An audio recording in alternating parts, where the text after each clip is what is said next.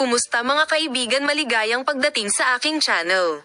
Ang kwento ngayon ay tungkol sa taus-pusong pagtatapat ni Burick Burkay Akgol ng kanyang damdamin kay Ozgie Yajez. Tingnan natin kung ano ang sasabihin niya.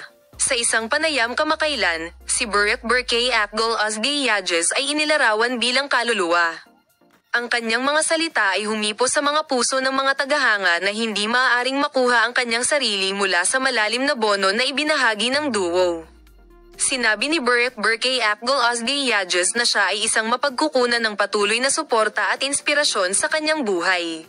Sa madaling salita, patuloy itong nagbibigay inspirasyon sa mga tagahanga na humanga sa kanilang pagmamahal at paggalang sa bawat isa.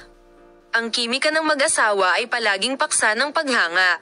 Ang pahayag ni Ozgie Yajez at Burick Burkay Akgol ay lalo pang nagpalakas sa espesyal na lugar ng kanyang mga tagasunod.